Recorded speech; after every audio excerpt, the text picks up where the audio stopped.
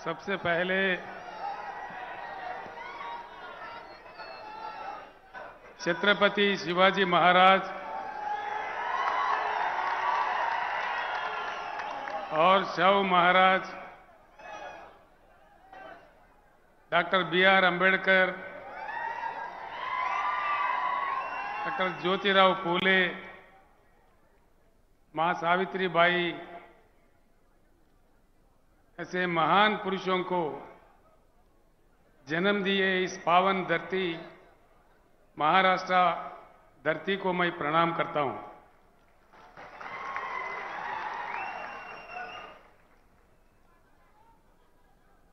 मंच पर उपस्थित नेतागण, महाराष्ट्र और तेलंगाना आज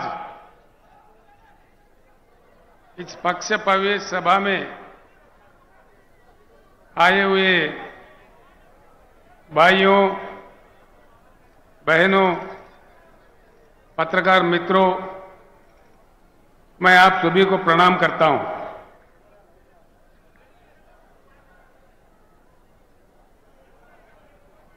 एक नई पार्टी BRS पार्टी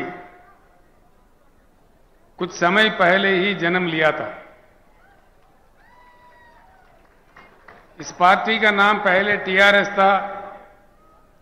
ये तेलंगाना राज्य तक सीमित था। देश के हालात समझने के बाद देश के विचारधारा को बदलने की आवश्यकता को समझने के बाद हमने फैसला लिया है कि हमको राष्ट्रीय स्तर पर काम करना है। इसी चीज को लेके हमने BRS का उद्घाटन किया है। पूरे देश भर में काफी समर्थन मिल रहा है। मैं एक विनम्र पूर्वक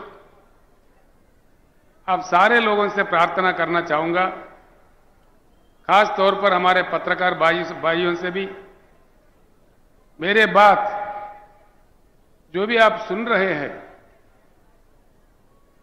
यहीं भूल मत जाइए, यहीं छोड़ मत जाइए।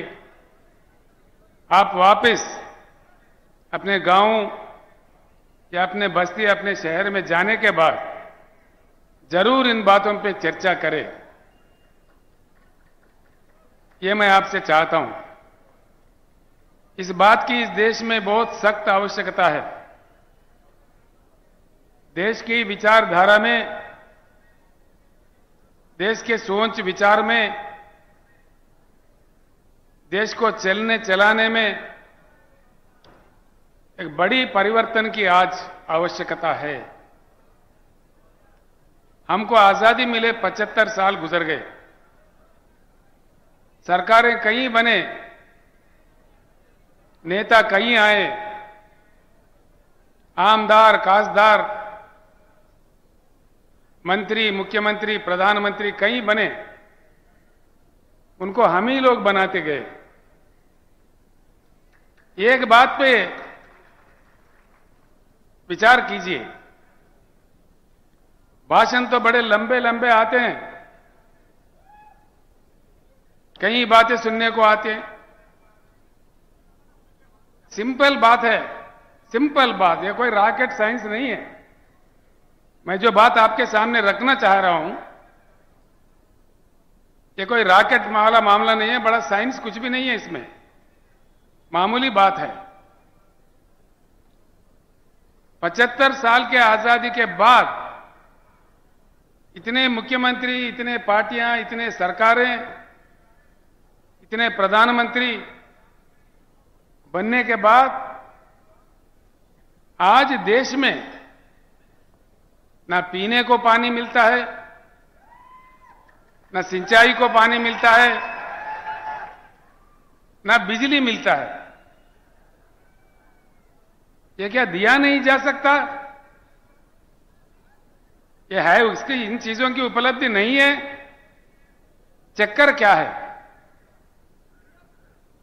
इस चीज को समझना है। हम समझ के भी ना समझ नहीं रहना चाहिए। एक बार समझ में आया तो एकजुट होना चाहिए। मेरा इतना ही बात है। आज के समय बड़ा दुख होता है, महाराष्ट्र राज्य में सबसे ज्यादा किसान आत्महत्या कर रहे हैं। क्या कारण है, क्या बात है? दया करके सोचिए। आत्महत्या कोई भी इंसान कब करता है? सारे ही रास्ते बंद होने के बाद मजबूरी हालत में, बड़ी आक्रोशित परिस्थिति में, कितना उनका आत्मा घोषण करता होगा, कितना दुख होता होगा। अपने प्रियजनों को, अपने बच्चों को, अपने परिवार को छोड़ के किसी किसान आत्महत्या कर रहा है। क्यों करता है? देश को अन्नदान देने वाला अन्नदाता, दिन रात लगातार काम करके अपने खून पसीना बहा के देश को जीवन दान देने वाला अन्नदाता क्यों आत्महत्या करने पे मजबूर है इस देश में? क्या चक्कर है इसके पीछे? ये सोचने की बात है। अब इससे बुरा और क्या हो सकता है? एक तरफ हमारे किसान मर रहे, रंग बिरंगी झंडे, भाषण देखो, माइक पड़ जाता है, घंटों पर भाषण, असेंबली में भाषण, पार्लियामेंट में भाषण। लेकिन किसानों के जो प्रेत, धान के जगह जो प्रेत उग रहे हैं किसानों के खेत में, इसमें रुकावट नहीं आ रही है। इसीलिए बीआरएस का सबसे पहले नारा, हिंदुस्तान में पहली बार किसी पार्टी ने कहा है, वो बीआरएस पार्टी है, अब की बार किसान सरकार।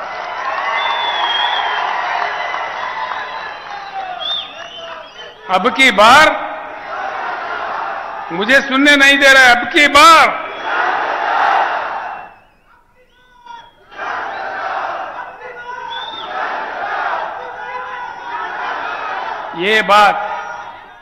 ये बात अगर हमारे किसान समझे,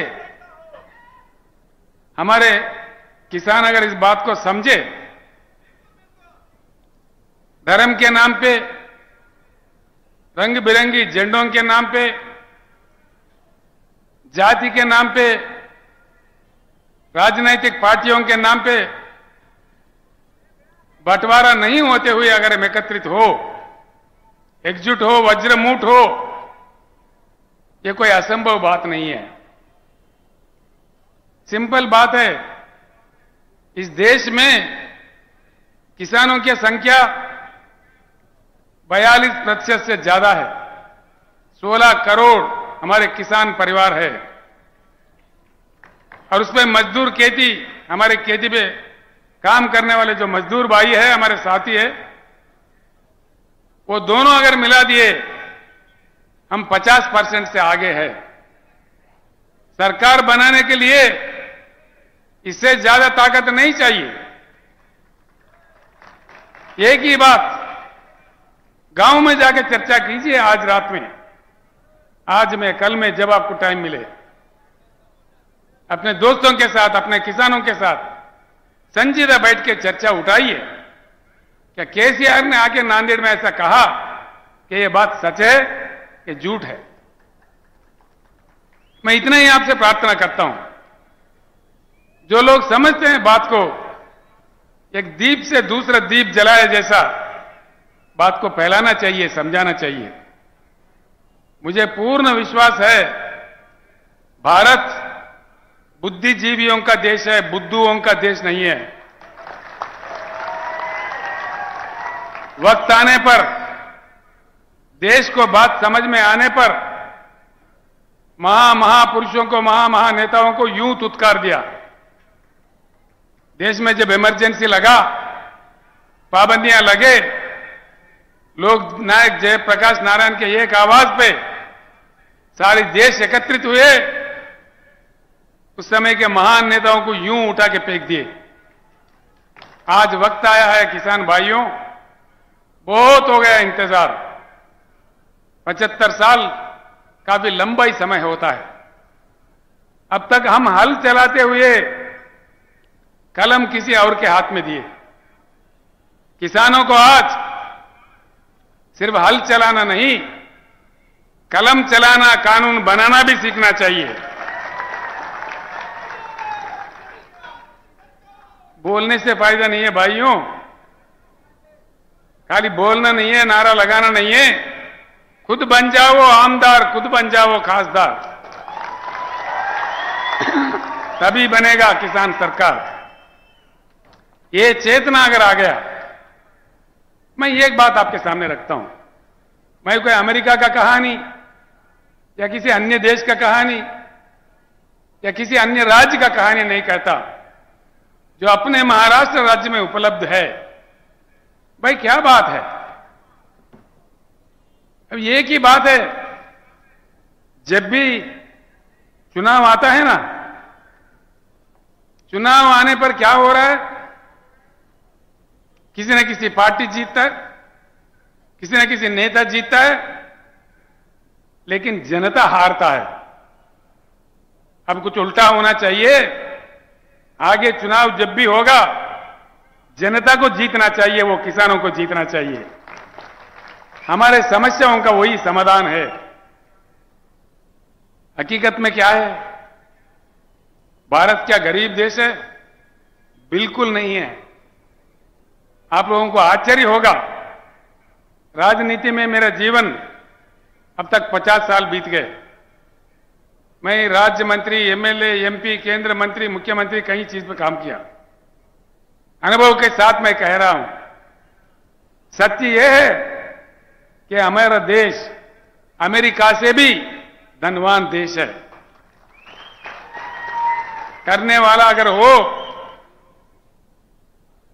नेता का काम ईमानदार हो, काम दमदार हो, अमेरिका से भी हम प्रबल आर्थिक शक्ति बन सकते हैं, इसमें कोई गुंजाइश, कोई शक नहीं है। लेकिन नहीं बनते। एक ही बात से आप समझ जाओगे। एक छोटी सी बात मैं आपको कहूंगा, मैं आपका ज्यादा वक्त भी खराब नहीं करूंगा, जो आप आसानी से समझ पाओगे वो बात मैं आपके सामने रखना चाहता हूं। यहां भारत में संपत्ति है, उस संपत्ति से प्रजा वंचित है। क्यों?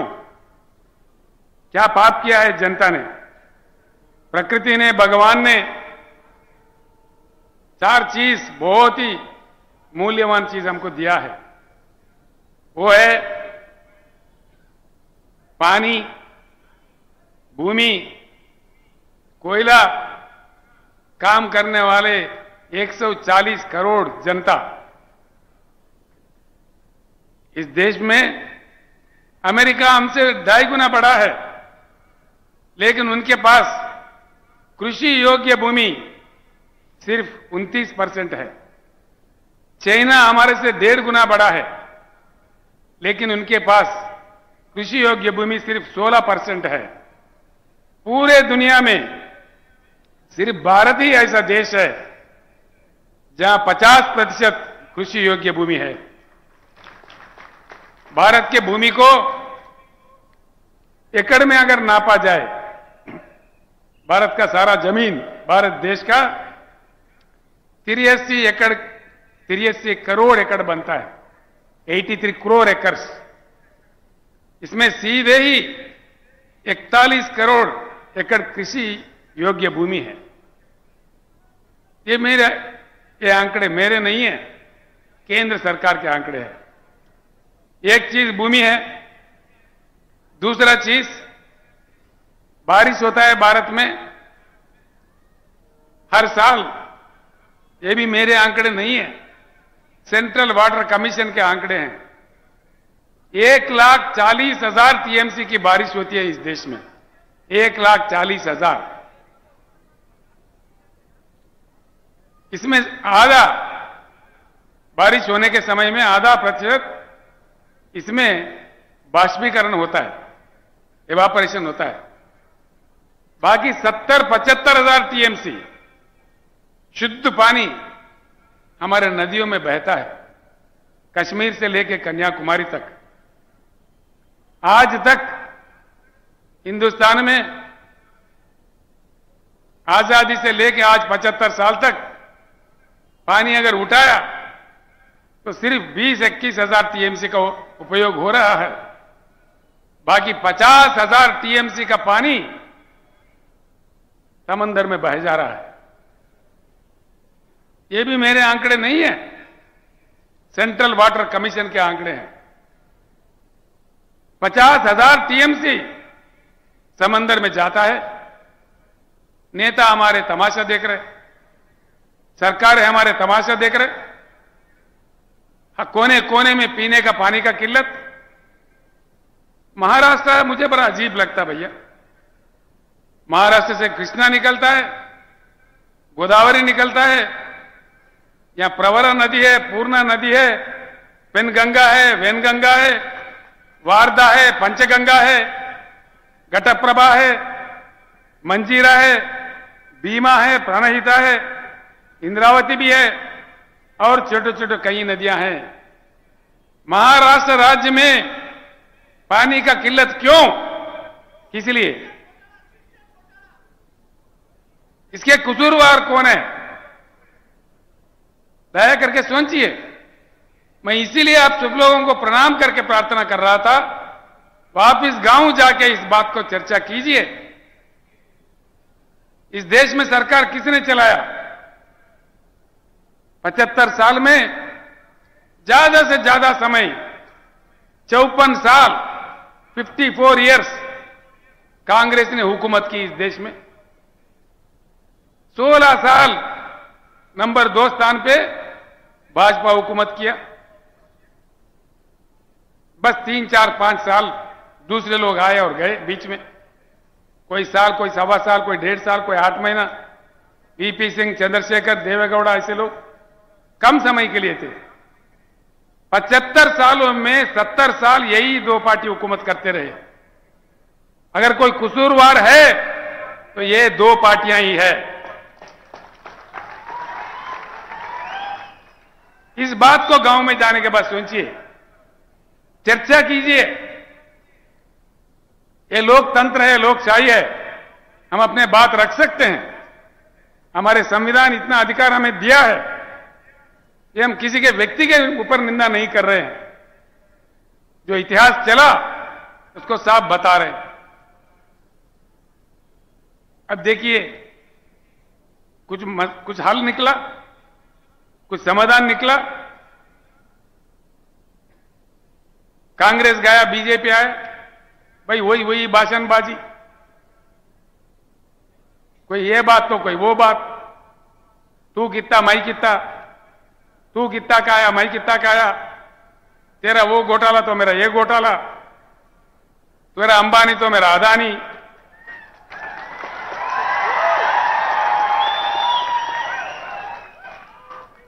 एक सिंपल बात मैं बताता हूं, सिंपल बात है जो आपके आंखों के सामने है, आसानी से आप समझ जाओगे।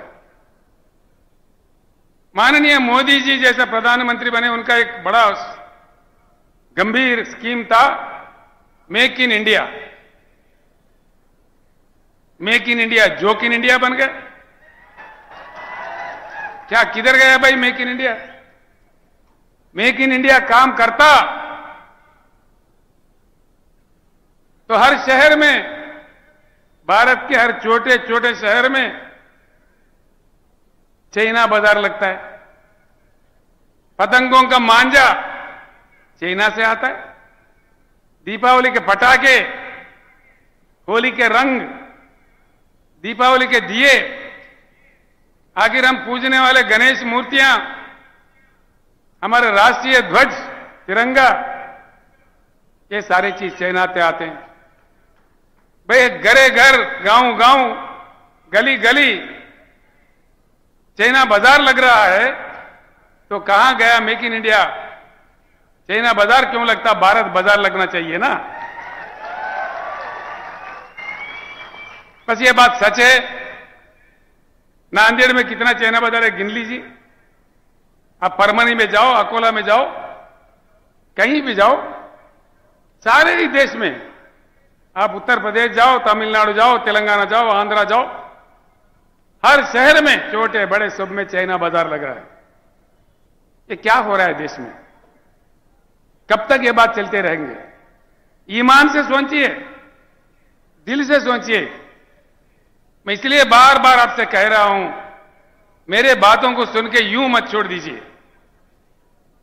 मैं आपका भाई हूं, आपका बेटा हूं। मैं दुख दर्द से यह बात कह रहा हूं। यह बात जरूर सोचिए, चर्चा कीजिए। ऐसे ही 2-3 बात और बताने हैं। इस देश में 50,000 टीएमसी पानी जा रहा है। ना हमको पीने का पानी मिलता, ना सिंचाई का पानी मिलता, ना बिजली मिलता। फिर क्या मिलता भाई? भाषण मिलेगा, मन की बात, ये बात, वो बात। कब तक मिलेगा? हमारे मरते दम तक। मरी तो रहे हैं। तो इस बात पे बहुत सीरियस तरीके से आप लोगों को, खास तौर पर किसान भाइयों को, किसान घर के महिलाओं को, हमारे युवा लोगों को, हमारे पढ़े लिखे लोगों को, हमारे वकील साहब लोगों को, हमारे टीचर्स, लेक्चरर्स जो बुद्धिजीवी है, जो लेखक, कवि, गायक है, सारे लोगों को मैं सर झुका के प्रणाम करके इस पावन धरती, महाराष्ट्र के पावन धरती से विनय पूर्वक विनम्र करता हूं, दया करके इस बात पे सोचिए। ये कोई राजनीति नहीं है, हमारे जीवन और मृत्यु की सवाल है, जिंदगी और मौत की सवाल है। कब तक मरते रहेंगे? क्यों मरना भाई? क्या हमारी किस्मत यही है? हम आत्महत्या करने के लिए पैदा हुए? और तो और देखिए, मैं आपको एक बात बताता हूं। 2-3 बातें हैं, आप बड़ी आसानी से समझ सकेंगे। महाराष्ट्र में नदियां इतने सारे हैं, देश में तो और कई हैं। जैसा मैंने कहा आपको, मैं यहां से यहां के बाद पत्रकारों के पास काफी मटेरियल दूंगा आज। कल पूरे टीवी में, अखबार में भी आ जाएगा, वो भी पढ़ लीजिए। कुछ बातें अभी रखता हूं मैं, बाकी बहुत सारे चीज जो स्टैटिस्टिक्स है, ऐसी आम सभाओं में जो नहीं कहा जा सकता, वो आज मैं पत्रकारों के इसमें गोष्ठी में मैं बताने वाला हूं। कल जरूर दया करके अखबार भी पढ़िए, लोकमत पढ़िए, देशोन्नति पढ़िए, जो जो पत्र आपके पास आते हैं वो पढ़िए। एक बात सुनिए, दुनिया का सबसे बड़ा रिजर्वायर, पानी का रिजर्वायर है, हमसे बहुत छोटा देश में, जिम्बाब्वे देश में है। उसका स्टोरेज कैपेसिटी, उसकी क्षमता है 6,500 टीएमसी, 6,533 टीएमसी। सबसे दुनिया का बड़ा ये रिजर्वायर है। इसी प्रकार के नाइलू नदी पे, रशिया में अंगारा नदी पे, चाइना में हैंगजी नदी पे, अमेरिका में कोलोराडो नदी पे, किसी अन्य देशों में अन्य नदियों पे 1000, 1500, 2000, 3000, 4000, 5000 टीएमसी के रिजर्वायर्स बन चुके हैं। इतना विशाल भारत, इतनी विशाल जनता, जहां सूखा भी पड़ता है, जहां बाढ़ से भी प्रभावित होता है, ऐसे क्या कम से कम 3-4 रिजर्वायर नहीं होना चाहिए? होना चाहिए कि नहीं होना चाहिए? सुनने में नहीं आ रहा है। होना चाहिए। ऐसे बड़े बड़े रिजर्वायर बनना चाहिए। फिर क्यों हमारे सरकार चुप बैठे हैं? मतलब ये नहीं बनते, और उल्टा चक्कर क्या बनते?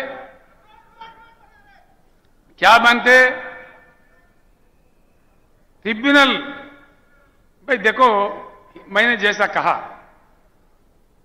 हिंदुस्तान की कृषि योग्य भूमि है 41 करोड़ एकड़। सरकार अगर सही है, ईमानदार है, पानी उठा के दे दे तो हिंदुस्तान के हर एकड़ में पानी जा सकता है, पानी दिया जा सकता है। ये पानी दिया जाए, नहीं दिया जाए, बोलिए, दिया जाए? समंदर में जाने के पानी लेके उठा के भूमि पे लाया जाए कि ऐसा ही छोड़ा जाए? आना चाहिए। उधर से वो नहीं बोल रहे, आना चाहिए पानी। जो चाह रहे हाथ उठाइए, आना चाहिए। तो मन तो साफ है, आना चाहिए। फिर कैसे आएगा?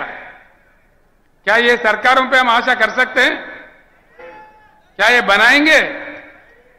ये तो ट्रिब्यूनल डालते हैं, ट्रिब्यूनल। 20, 25, 30 साल तक ट्रिब्यूनल का अवार्ड नहीं आता।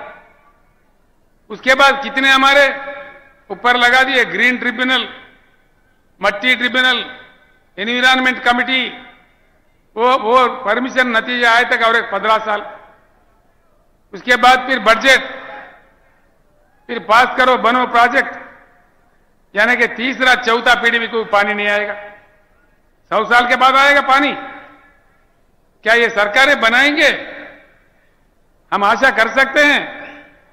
इसीलिए हमने कहा है, अब की बार किसान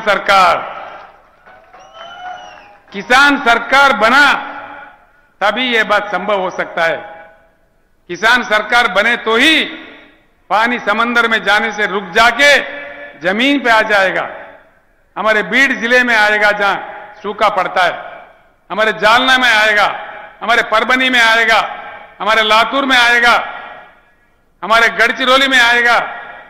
हर जगह जहां पानी की किल्लत है वहां आ जाएगा। घरे घर में भरपूर पीने का शुद्ध पानी हमारे घरों में आएगा। भाइयों, मैं आपसे एक बात कहना चाहूंगा जरूर। मैं तेलंगाना का मुख्यमंत्री हूं।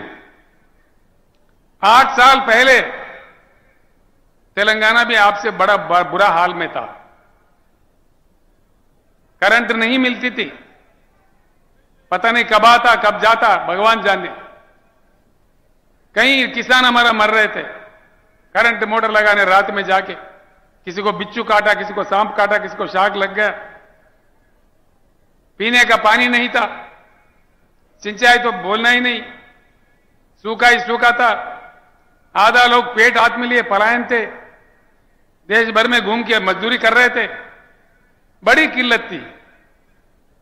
7-8 साल के कड़ी मेहनत से, आप लोग जानते हैं नांदेड़ जिले के भाइयों, जो कि तेलंगाना नांदेड़ के बीच में, महाराष्ट्र के बीच में रोटी बेटी का संबंध है, रोज आना जाना है। आपके लोग, लाखों लोग, हजारों लोग तेलंगाना में आते रहते हैं और तेलंगाना के भाई बंधु यहां भी आते हैं। आज 24 घंटा करंट मिलता है तेलंगाना में। किसानों को प्रकल्प से जो पानी देते हैं, पानी प्रकल्प से, प्रोजेक्ट से, कोई पानी पट्टी नहीं, फ्री में पानी देते हैं। किसानों को 24 घंटा उच्च गुणवत्ता वाला बिजली फ्री में देते हैं। कोई जाके, कोई माई का लाल का दम नहीं है किसान के पास जाके तुम्हारा कितना एचपी है, कितने मोटर है, क्या तुम्हारे 3 मोटर है, 2 मोटर है, लगाओ 50 मोटर भी लगाओ, कोई पूछने वाला नहीं है, कोई पूछने वाला नहीं है। आप जाइए, आप लोग आइए, मैं आपको आह्वानित करता हूं। 4 कदम यहीं आप आदिलाबाद आके देख सकते हैं। और किसानों को हमने 100%, मराठी भाषा में 100% कहते हो, बीमा का जो रकम है 100% सरकारी बनती है। और दुर्भाग्यपूर्ण तरीके से किसी किसान का मृत्यु एक्सीडेंटल नहीं, सहज रूप में स्वाभाविक तरीके से भी नेचुरल डेथ भी, नेचुरल मृत्यु भी अगर होता है, 8 दिन के अंदर उनके घर में 5 लाख का चेक पहुंच जाता है। 70 लाख किसानों का हमने ऐसे किया है। अभी तक करीब करीब 1 लाख किसान जिनका मृत्यु हुआ, उनके घर पैसा पहुंच गया है। और किसानों के लिए 10,000 रुपए हर एकड़ को निवेश के लिए देते हैं, हर एकड़ को। और खरीदारी धान जितना भी उगता है, पूरा पैदावारी 7,000 हमने परचेजिंग सेंटर खोला है। सारा का सारा धान सरकार ही खरीदता है, पूरा एमएसपी देके। ये चीज जब तेलंगाना में संभव है तो महाराष्ट्र में क्यों नहीं, मध्य प्रदेश में क्यों नहीं, अन्य राज्यों में क्यों नहीं, पूरे भारत में क्यों नहीं? क्यों नहीं? नहीं इसलिए कि किसान सरकार नहीं तो ये सब कुछ नहीं। जहां किसान सरकार है वहां ये सब कुछ है। तो हम भी महाराष्ट्र में ये चाहेंगे या नहीं चाहेंगे? फिर बनाएंगे किसान सरकार? टंडा टंडा बोल रहे आप, बनाएंगे किसान सरकार? इसलिए मेरा आप लोगों से विनती है। दूसरी बात, ये पानी की कथा है। करंट का क्या चक्कर है भाई? आता ही नहीं है। क्यों नहीं आता? क्यों नहीं आता भाई? मैं एक बात कहता हूं, लिख लीजिए। इस देश में कोयला इतना है,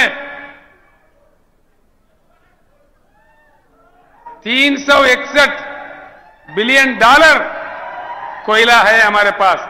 देखो हमारे वो करंट कर्मचारी है, लड़ेंगे लड़ेंगे। 361, हाँ काटन कपास के लोग हैं, बैठ जाओ भैया। 361 बिलियन टन्स का कोयला है। देश को जितना करंट चाहिए उतना अगर कोयला से बिजली पैदा करके अगर देश में 24 घंटा करंट भी दे दें, 125 साल के लिए ये कोयला सीमा बस है। और कोयला कहां है? कहीं आकाश में है? यही है, हमारे चंद्रपुर में है, बलारसा में है, उमरेड में है, हमारे गुग्गुस कालरीज में है, महाराष्ट्र के धरती में ही है। महाराष्ट्र में गोदावरी भी है, महाराष्ट्र में कोयला भी है, लेकिन यहां पानी नहीं मिलता और बिजली नहीं मिलता। यह क्या चक्कर है भाई? जरूर इसमें दाल में कुछ काला है। यह बात अगर आप सही समझ जाओ, इसमें कोई संस्कृत नहीं है, कोई अंग्रेजी नहीं है, कोई जर्मनी जापानी भाषा नहीं है। कौन सा बड़ा समझने की बात है इसमें? बस हम झंडा देखते ही पागल हो जाते हैं। हमारा नेता क्या दिया? तुम्हारा नेता, हमारा पार्टी क्या दिया? क्या बनते? जब ज्यादा से ज्यादा सरपंच बनते होंगे, जिला परिषद चेयरमैन बनते होंगे, लेकिन हमारे किसानों का प्रेत उठ रहा है। इसमें हमको एहसास नहीं होना चाहिए? हमारे घरों में पानी की किल्लत है, इसका हमारे एहसास नहीं होना चाहिए? यह राजनीतिक तमाशा जब तक चलता रहेगा तब तक हम खामोश रहेंगे, तब तक हम बटे हुए रहेंगे, जब तक हम एकत्रित नहीं होंगे।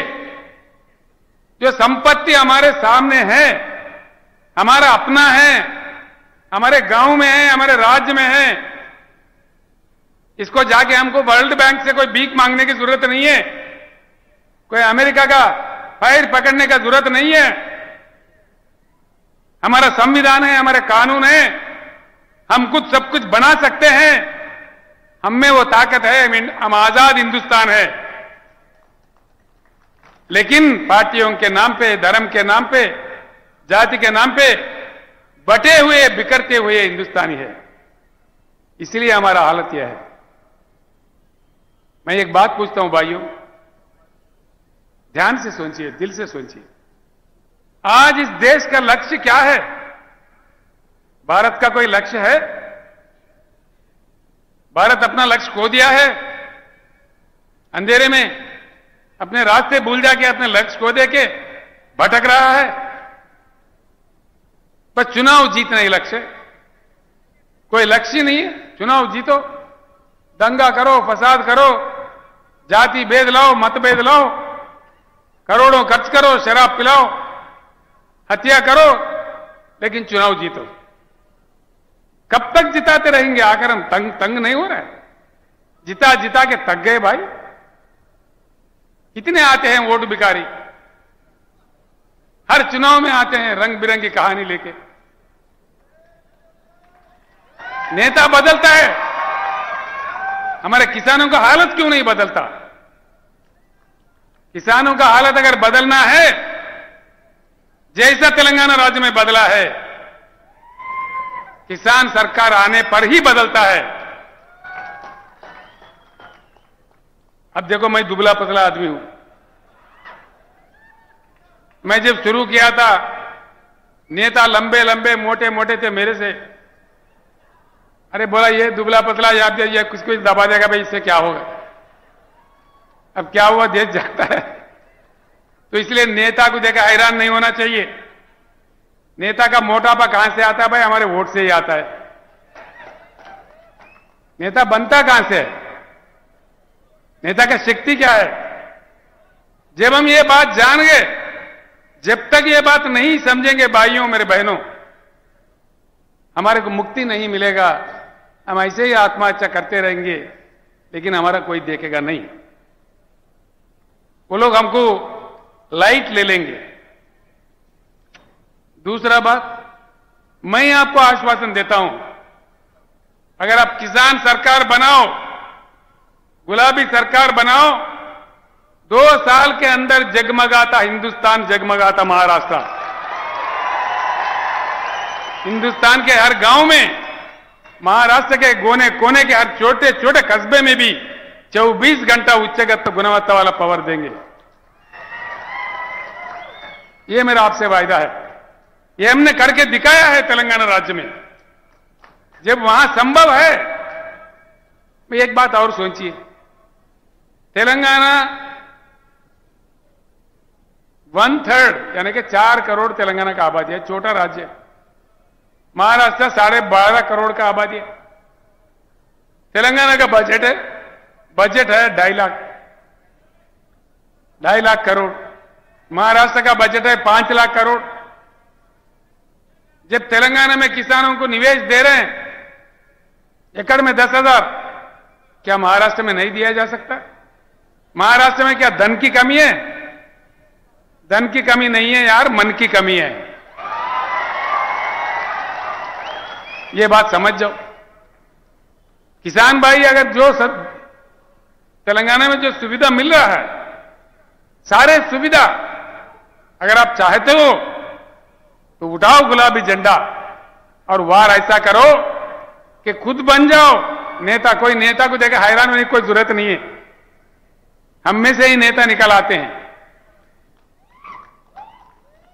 ये जो नेता है बाल का सुमन है, कहां बैठा है? बाल का सुमन है, ये देखो कितना जवान है। ये कॉलेज में पढ़ रहा लड़का था, मेरे साथ जंग में आया था। कम से कम उम्र में ये पहली बार एमपी बन गया। उसके बाद 30 साल मेरा उम्र जब, हाँ, जब इनके 29 साल उम्र था एमपी बन गया।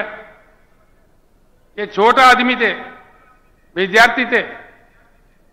कहां से बनते हैं? हिम्मत है, ताकत है, लड़ते हैं, ईमानदारी की बात है। तो नेता को देखकर हैरान होने की जरूरत नहीं, हम में से ही नेता को निकालना चाहिए। जब तक ये हम नहीं सीखेंगे तब तक हमारा कोई समाधान नहीं मिलेगा। ये बात मैं आपको समझा रहा हूं। 13 महीने भैया, अपमान का भी कोई हद होता है, कोई सीमा होता है। 13 महीने हमारे किसानों ने दिल्ली राजधानी पे धरना दिया। 750 किसानों का मृत्यु हुआ। एक शब्द प्रधानमंत्री के मुंह से, एक शब्द कम से कम, आंख से एक आंसू, क्या समझने चाहिए इसको? क्या हम इतना लाचार है किसान, इतना बेकार है, हम नहीं दिख रहे किसी को? 750 किसान मर गए। किसी ने पूछा प्रधानमंत्री जी ये इतने लोग मर गए, कुछ तो उनका सहायता करो। क्या वो मेरे लिए मरे क्या? प्रधानमंत्री खुद ऐसा कहता है तो देश का हालत क्या होता है? तो किसानों के लिए उनके दिल में कितना इज्जत है, सोचिए।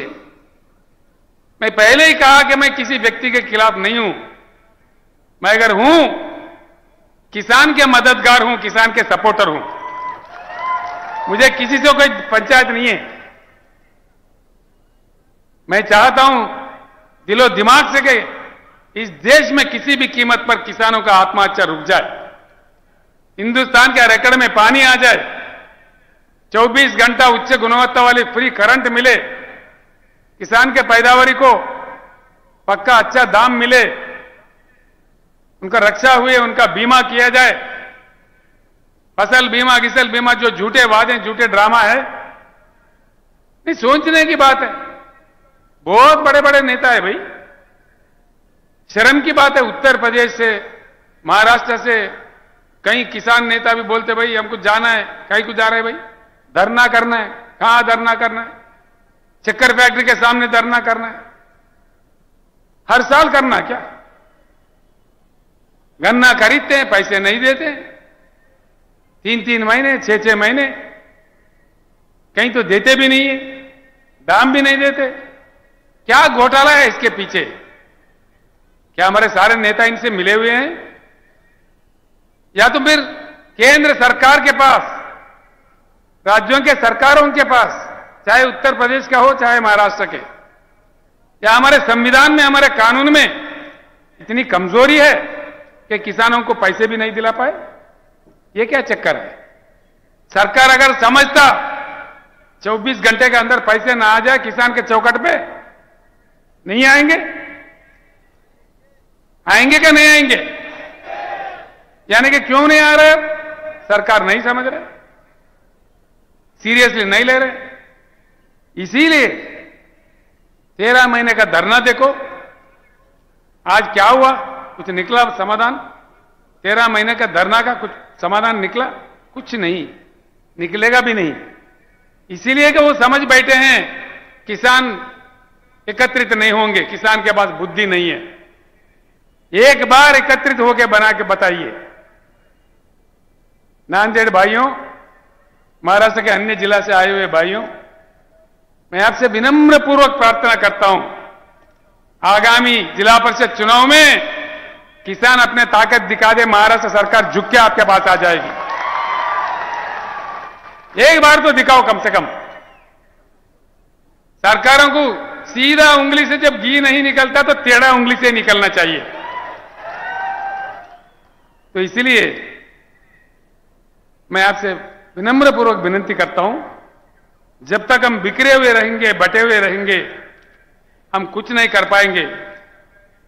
इसीलिए मैं आपसे फिर एक बार अनुरोध करता हूं, कहीं अन्य समस्या भी है।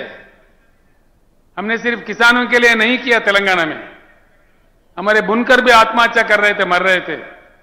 आज उनको सिर्फ 50% में ही सारे उनके लिए प्रबंधन करते हैं, उनके जो सामान चाहिए होता है। हमारे धनगर जो बकरी पालते हैं, 75% सब्सिडी पे, भारत में सबसे अधिक 7 लाख के ऊपर बकरी के यूनिट लाके उनको बांट दिए हैं। कलालों का हमने काम किया है, जो सेंधी के जाड़ों का रकम होता है उसको पूरा बर्खास्त कर दिया है। हर किसी को हमने काम किया है। करते करते जो मछुआरे हैं, मछली पकड़ते हैं, उनके लिए काफी हमने काम किया है। उनका भी आज कल्याण हो रहा है। तेलंगाना में फ्री में डालते हैं पूरे सीड जितना भी है, आज वो भी खुश है। जो नाई है, जो हमारे कपड़े धोने वाले दो भी भाई है, उनके लिए भी 250 यूनिट तक का पावर फ्री में देते हैं। वो लोग भी थोड़ा इसको उपयोग कर रहे हैं। हर जिले में एक मेडिकल कॉलेज हमने कायम किया है। 1000 से ऊपर आवासीय विद्यालय हमने बनाए हैं तेलंगाना में। ये सारी चीज जब वहां हो सकता है, यहां भी जरूर होना चाहिए, हो जाएगा। अगर आप समझ गए तो यहां के नेताओं के चक्कर में झंडा में उलझे रहोगे, फंसे रहोगे तो कोई काम नहीं बनेगा। तो इसीलिए मैं बार बार आपसे विनती कर रहा हूं, मैं जो भी कह रहा हूं, आगे पत्रकारों को मीटिंग में जो भी कहूंगा, उन बातों को जरूर सोचिए, गांव में चर्चा कीजिए। अगर मेरे बात सच है, मेरे बात में ईमान है, तो उठाइए गुलाबी झंडा, सरकार किसान का बनाइए, दम बताइए अपना, तब जाके समाधान मिल सकता है। आखिरकार दलित भाई, हमारे दलित वर्ग के लोग, पीड़ित वर्ग के लोग हैं, आदिवासी लोग भी है। दलित वर्ग के लोग कब तक रहेंगे ऐसा? इनके लिए भी तेलंगाना में अच्छा समाधान निकाला है। जो तेलंगाना दलित बंधु स्कीम है, हमारे पास 17.5 लाख दलित घराने हैं तेलंगाना में। उनको, हर फैमिली को वापस नहीं देने वाला, बिना किसी बैंक के झंझट के 100% सब्सिडी के रूप में 10 लाख रुपए हर घराने को देते हैं। वो जो काम कर सकता है, उनका कोई रोक धाक नहीं है। जो काम वो समझता है कर सकता है, वो कर सकते हैं। तेलंगाना दलित बंधु आज पूरे हिंदुस्तान में मशहूर है। ऐसा ही भारतवर्ष में दलितों के साथ जो अन्याय हुआ, उनका भी पीड़ा चले जाना चाहिए। ये हमारा भारत समाज का फर्ज बनता है। तो इसीलिए हमने प्रतिज्ञा लिया है, शपथ लिया है, बीआरएस सरकार आ जाए तो हर दलित घराने को 10 लाख रुपए दिया जाएगा। हर साल 25 लाख दलित घराने को देश में दलित बंधु भी लागू किया जाएगा पूरे देश भर में। रैतु बंधु जो है, किसान बंधु स्कीम, वो भी हर जगह दिया जाएगा, हर राज्य में दिया जाएगा। भाइयों, इससे मैं एक ही बात आपको कहता हूं, मैं आपको कोई युद्ध करने के लिए नहीं कह रहा हूं, आपसे किसी से झगड़ने का, लड़ने के लिए नहीं कह रहा हूं। कोई धूप में, बारिश में आके जंग करो, मैदान करो, तलवार पकड़ो, ये बात मैं नहीं कहता। बस सिर्फ इतना करो कि बैठो, समझो, चर्चा करो, एकत्रित हो जाओ। हाँ, ऐसा उंगली से मारे तो मार नहीं लगेगा। मुट्ठी भर के पचकड़ मारो तो जबरदस्त मार लगेगा। उंगली बन के नहीं रहना है, मुट्ठी बन के रहना है। एकत्रित हो जाओ, अपने वोट अपने लिए इस्तेमाल करो, अपने वोट अपने लिए। अपना सरकार बने तब जाके हमारा समाधान निकलता है। पानी आ जाएगा, बिजली आ जाएगा, एक के पीछे एक सुबह आ जाएगा, सारे समाधान निकल जाएंगे। ये गोलमाल से हम हट जाएंगे, अपनी सरकार बना लेंगे। मैं आपसे नहीं, कई चीजें भाई क्या बोलते, मैं आपको कम बातों में कुछ बातें समझाने की कोशिश किया, काफी अन्य बातें भी है। किसानों पे मैं ज्यादा कहना चाह रहा था। इससे पहले हमारे धर्माबाद तालुके के बापूराव कदम जी, हमारे युवा मित्र गणेश कदम मेरे पास आए थे, काफी साल पहले से मेरे पास आ रहे हो। वो चाह रहे थे बार बार कि साहब आपकी आवाज महाराष्ट्र में आ जाए, नांदेड़ में आ जाए।